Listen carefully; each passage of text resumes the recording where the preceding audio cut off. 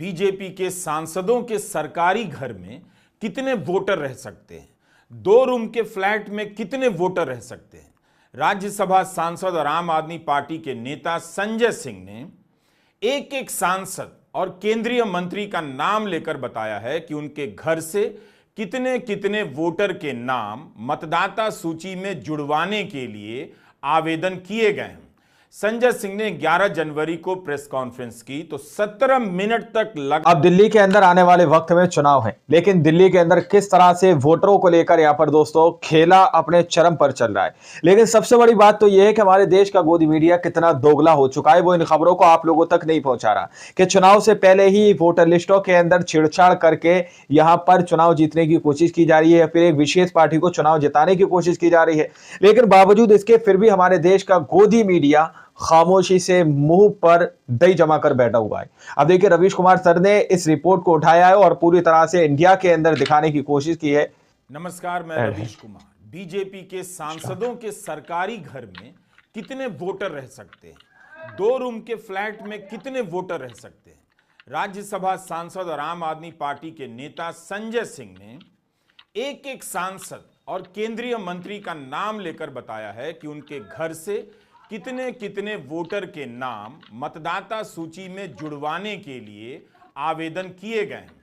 संजय सिंह ने 11 जनवरी को press conference की तो 17 मिनट तक लगातार केंद्रीय मंत्रियों, सांसदों और पूर्व सांसदों के नाम पढ़ते चले गए जो सभी बीजेपी के थे।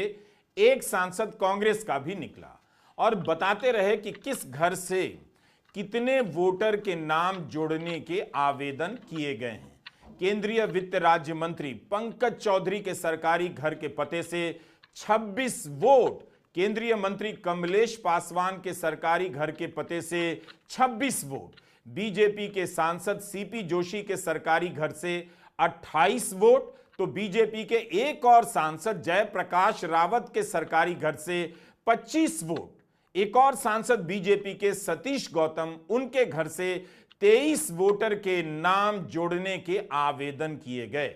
बीजेपी के सांसद सीएम रमेश के सरकारी पते से 16 वोट जोड़ने के आवेदन किए गए हैं और एक और सांसद हैं बीजेपी के धर्मवीर सिंह, उनके घर से 15 वोट जोड़ने के आवेदन किए गए। राज्यसभा के सांसद बीजेपी के ही नेता सुरेंद्र सिंह नागर के घर से 14 वोट जोड़ने के आवेदन किए गए हैं। तो बीजेपी के इन्हीं 8 सांसदों के घर से 173 वोटर के नाम जुड़वाने के लिए, शिफ्टिंग के लिए आवेदन किए गए हैं। इनमें से 2 केंद्रीय मंत्री हैं। संजय सिंह ने तो और भी कई लोगों के नाम लिए, कई पते बताए। हमारा सवाल है कि क्या इन सांसदों के घर में इतने लोग रहते हैं? ये कौन लोग हैं जिनके नाम नई दिल्ली विधानसभा के वोटर लिस्ट में जोड़ने के लिए आवेदन किए गए हैं? सबसे पहले आवेदन किए गए का तो पता तो चलना चाहिए। सुनिए संजय सिंह क्या कह रहे हैं। के नई दिल्ली से प्रवेश वर्मा, वो पूर्व सांसद है, प्रवेश वर्मा मौजूदा सांसद नहीं है, फिर भी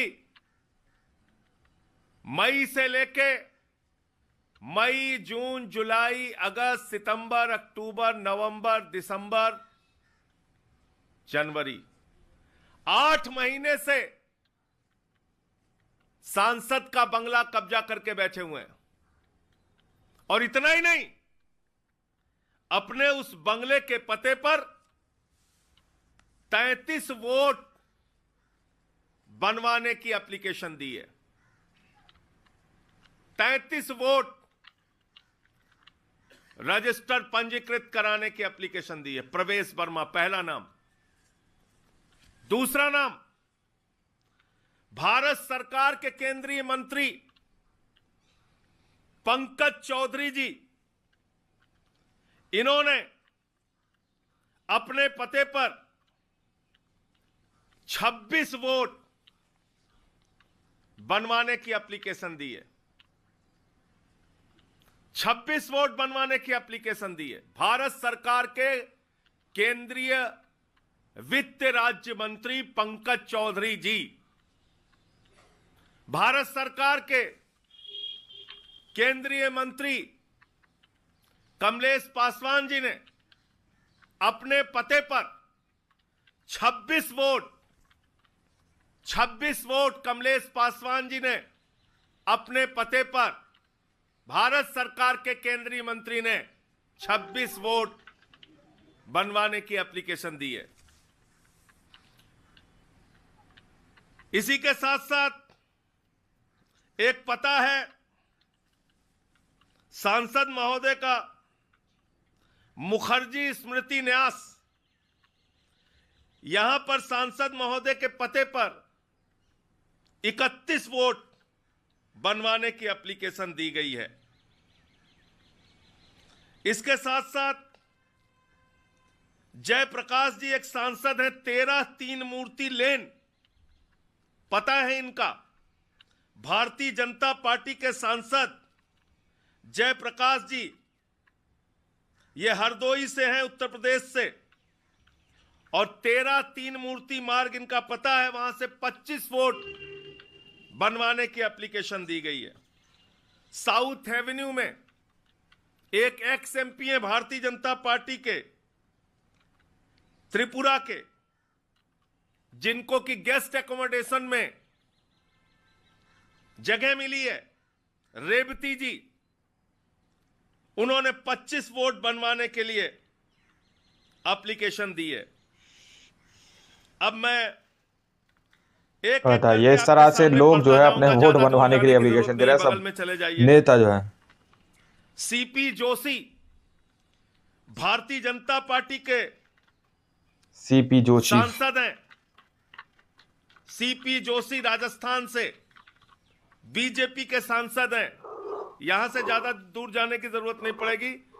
14 Windsor place, new Delhi, 28 vote इन्होंने अपने घर से बनवाने की एप्लीकेशन दी है। प्रवेश वर्मा पूर्व सांसद हैं, इन्हें लोकसभा का टिकट नहीं मिला। अब केजरीवाल के सामने नई दिल्ली से इन्हें बीजेपी ने मैदान में उतारा है। आपको याद होगा, जब राहुल गांधी की सदस्यता चली गई थी तो उन्होंने 1 महीने के भीतर ही अपना सरकारी फ्लैट खाली कर दिया, क्योंकि नियम यही होता है कि सांसदी चले जाने पर 1 महीने के भीतर आवास खाली करना होता है। मगर राहुल गांधी ने एक और वजह से भी खाली किया। आवास खाली करना लोकसभा की होता है। हाउस कमेटी ने उन्हें 30 दिन के भीतर सरकारी आवास खाली करने का नोटिस दे दिया था। इस कमेटी के अध्यक्ष बीजेपी के सांसद CR पाटिल थे। फिर प्रवेश वर्मा को नोटिस क्यों नहीं मिला? उन्होंने अपना सरकारी आवास खाली अभी तक क्यों नहीं किया है? वे पूर्व सांसद हैं और 8 महीने से उसी घर में रह रहे हैं। कोई पूछने वाला नहीं है। कम से कम जिनके घर से ये आवेदन जारी हुए हैं, उन केंद्रीय मंत्रियों को ही मीडिया को बुलाना चाहिए था और अपनी तरफ से सफाई देनी चाहिए थी। उसी वक्त दिखाना चाहिए था कि उनके घर में कितने लोग रहते हैं और इतने लोगों ने इस पते पर नाम शिफ्ट कराने के लिए आवेदन कहां से कर दिया। क्या उनके नाम का कोई गलत इस्तेमाल कर रहा है या वे इस खेल में शामिल हैं? क्या ये सब उनके लिए चिंता की बात नहीं, या कुछ पकड़ लिया गया है जिसके बारे में उन्हें अंदाजा नहीं था कि विरोधी दल यहां तक पहुंच जाएंगे? संजय सिंह ने केवल सांसद और मंत्री ही नहीं, बीजेपी के पूर्व सांसदों और नेताओं का नाम लेकर बताया कि उनके घर से इतने इतने वोटर के नाम शिफ्ट करने के एप्लीकेशन पिछले 15 दिनों में दिए गए हैं। 15 दिनों में। हमने आपको पहले के वीडियो में बताया था कैसे दिल्ली के मुख्य चुनाव अधिकारी 15 दिनों के अंदर इतने लोगों के नाम जो है जोड़ने के लिए दिए गए हैं। वोटर के नाम जोड़ने का एप्लीकेशन आना अप्रत्याशित है, हैरान करता है। लेकिन इस खबर का क्या हुआ? जब मुख्य चुनाव आयुक्त ने प्रेस कॉन्फ्रेंस की तो इस सवाल को लेकर किसी भी पत्रकार ने उनसे पूछा ही नहीं। यह सवाल ही गायब कर दिया, जबकि यह मामला कितना गंभीर है। 9 जनवरी की खबर है। चुनाव आयोग ने दिल्ली के निर्वाचन अधिकारी को आदेश दिए हैं कि आम आदमी पार्टी ने प्रवेश वर्मा के खिलाफ जो आरोप लगाए हैं उनकी जांच की जाए। दिल्ली की मुख्यमंत्री आतिशी सिंह और पूर्व मुख्यमंत्री अरविंद केजरीवाल की अगुवाई में आम आदमी पार्टी के एक दल ने चुनाव आयोग से मुलाकात की थी, जिसके बाद यह आदेश दिया गया। निर्वाचन अधिकारी से कहा गया है कि इस मामले में असल तथ्यों का पता लगाएं और आचार संहिता के अलावा चुनावी प्रक्रिया के कानूनों के तहत कार्रवाई करें। इस मामले में दिल्ली निर्वाचन अधिकारी से एक रिपोर्ट मांगी गई है। 1 महीने में दिल्ली का चुनाव है, लेकिन रिपोर्ट कब तक सौंपी जाएगी, इसकी तारीख चुनाव आयोग के प्रेस नोट में नहीं मिलती है। कि नई दिल्ली विधानसभा के अंदर प्रवेश वर्मा जी खुलेआम जॉब कैंप लगा रहे हैं, रजिस्ट्रेशन कर रहे हैं, खुलेआम पैसे बांटे जा रहे हैं, खुलेआम हेल्थ कैंप में चश्मे बांटे जा रहे हैं। 15 जनवरी को उन्होंने ऐलान किया है कि जॉब फेयर लगाए जाएंगे। ये सारे के सारे इलेक्शन कमीशन की अलग अलग रूल्स और ऑर्डर्स के तहत, इंस्ट्रक्शंस के तहत, ये करप्ट प्रैक्टिसेस के तहत आता है। प्रवेश वर्मा को चुनाव लड़ने से उसको डिबार किया जाना चाहिए। प्रवेश वर्मा के घर पे रेड मारी जानी चाहिए ताकि पता चले उसके घर में कितना पैसा है। ट्वीट कर करके वो खुलेआम सरेआम कर रहा है, जैसे कि फिल्मों में आप देखते हो ना, मैं तो फलाने का, कोई पुलिस वाला किसी को पकड़ लेता है तो उससे वो कहता है पता है मेरा बाप कौन है, तो उसी तरह से वो तो खुलेआम कह रहा है एक तरह से प्रवेश वर्मा, मैं पैसे भी बांटूंगा, मैं जॉब कार्ड भी दूंगा। मैं नहीं मानता किसी को।